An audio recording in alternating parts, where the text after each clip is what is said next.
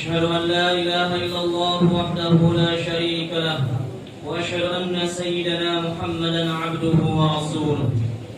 اللهم صل وسلم وبارك على سيدنا محمد وعلى آله وصحبه ومن تبعهم بإحسان إلى يوم الدين. أما بعد، في السر والعلن فقال تعالى: يا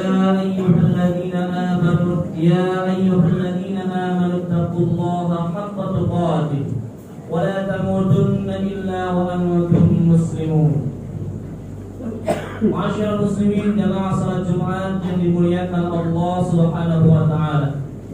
Alhamdulillah, pada hari Jumat yang mulia ini Allah mudahkan kita semua untuk dapat melangkahkan kaki kita menuju tempat yang mulia ini, masjid yang mulia ini, dalam rangka untuk melaksanakan berbagai macam ketaatan kepada Allah Subhanahu wa taala. Salah satu di antaranya adalah kita melaksanakan sholat Jumat secara berjamaah.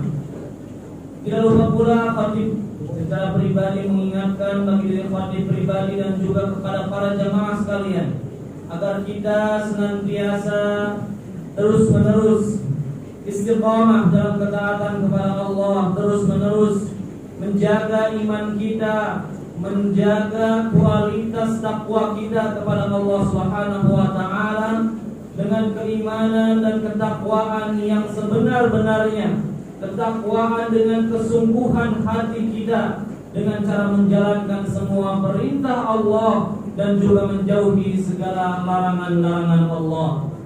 Masyaallah muslimin rahimakumullah, Islam mengajarkan kepada kita sebagai umat Islam untuk bersikap jujur dan menjauhi sifat bohong, menjauhi sifat dusta. Karena ini bukan hanya sekedar moralitas belaka, tapi ini lebih kepada keimanan kita, lebih kepada ini merupakan perintah agama Islam, perintah agama kita. Allah Subhanahu wa taala berfirman, "Ya ayyuhalladzina amanu taqullaha wa kunu ma'as shalihin." Wahai orang-orang yang beriman, bertakwalah kepada Allah dan hendaklah kalian bersama dengan orang-orang yang jujur. Ayat ini memerintahkan kita agar berlaku jujur, berlaku benar. Namun dalam pemahaman yang sebaliknya, dalam mafhum mukhalafahnya, berarti Allah melarang kita untuk berbuat bohong, berbuat dusta. Rasulullah SAW bersabda, "Wa innal kadhiba yahdi ilal fujur, wa innal fujur yahdi ilan nar." Sesungguhnya kebohongan itu mengantarkan kepada dosa, dan dosa itu akan mengantarkan kepada ke dalam neraka. Hadis riwayat Bukhari Muslim. Masyaallah muslimin rahimakumullah, Rasulullah SAW bersabda mengingatkan kita tentang bahayanya berdusta. Pada suatu malam aku bermimpi didatangi dua orang laki-laki. Lalu keduanya membawaku ke sebuah tempat yang suci. Di tempat itu aku melihat dua orang yang sedang duduk dan ada dua orang yang sedang berdiri. Di tangan mereka ada sebatang besi. Besi itu ditusukkan ke tulang rahangnya sampai tembus ke tembuknya. Kemudian ditusukkan besi itu pada tulang rahangnya yang lain semisal itu juga, hingga dia penuh dengan besi. Akhirnya Nabi SAW bertanya, "Kalian telah mengajakku berkeliling. Sekarang kabarkan kepadaku peristiwa demi peristiwa yang telah aku lihat." Kemudian keduanya berkata, "Orang yang engkau lihat menusuk rahangnya dengan besi itu adalah seorang pendusta, suka berkata bohong, hingga dosanya itu memenuhi penjuru-penjuru langit. Apa yang engkau lihat akan terus demikian hingga hari kiamat kelak." Hadis riwayat Bukhari Muslim. Itu adalah bohong secara umum kepada sesama manusia, jemaah sekalian. Apalagi jika bohong itu dilakukan oleh seorang pemimpin kepada rakyatnya, dosanya pasti lebih besar. Pasalnya korban atas kebohongan pemimpin adalah semua rakyatnya yang tentu jumlahnya jutaan bahkan ratusan juta. Masyaallah muslimin rahimakumullah, berbohong itu sangat dekat dengan kezaliman. Berbohong itu berarti berbuat zalim. Bahkan kebohongan termasuk kezaliman yang besar. Yang lebih zalim adalah membuat kebohongan terhadap agama kita, agama Islam ini, yaitu berbohong terhadap Allah dan juga berbohong terhadap Rasulullah SAW. Tentu sangat banyak sekali ayat-ayat yang mengancam orang-orang yang mendustakan Allah dan Rasulnya.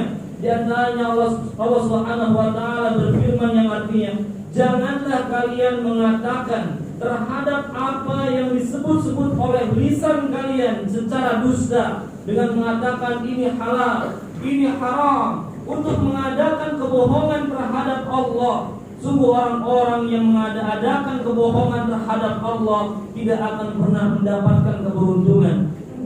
Surah An-Nahl ayat 116. Rasulullah SAW pun bersabda, la takdzibu alayya fa innahu man kadzaba alayya falyarijin nar. Janganlah kalian berbuat dusta terhadapku. Sungguh orang yang berdusta terhadapku pasti akan masuk ke dalam neraka. Masyaallah muslimin rahimakumullah, sebegitu jelas larangan kebohongan, larangan untuk berbuat dusta. Tapi justru kita pada zaman sekarang ini menyaksikan dengan mata kepala kita sendiri bahwasanya kebohongan tersebar di mana-mana, bukan oleh orang biasa saja, namun oleh mereka pun yang berkuasa di berbagai instansi ataupun lembaga. Dan benarlah tentunya bahwasanya negeri ini sedang mengalami darurat kebohongan, karena kebohongan itu akan melahirkan kezaliman di mana-mana. Para pembohong itu lupa bahwa meski mereka lihai berbohong di dunia, mempermainkan hukum-hukumnya, mereka tidak akan pernah bisa melepaskan diri mereka dari pengadilan akhirat nanti. Di sana tidak ada lagi kekuasaan, tidak ada lagi jabatan, tidak ada lagi yang namanya sogok menyogok.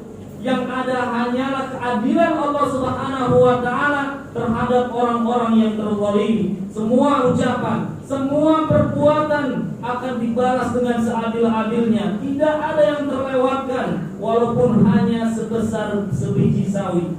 Semoga kita semuanya senantiasa menjadi hamba-hamba yang terbebas dari sifat bohong, dari sifat dusta, dan semoga juga kita senantiasa terjauhkan dari sifat kezaliman, baik itu kezaliman terhadap diri kita pribadi ataupun kezaliman terhadap orang lain. Barakallahu li wa lakum fil Qur'anil Karim wa nafa'ani wa iyyakum bima fihi minal ayati wadh-dhikril hakim wa taqabbal minni wa minkum tilawatahu innahu huwas samii'ul 'aliim wastaghfiruhu innahu huwal ghafurur rahim.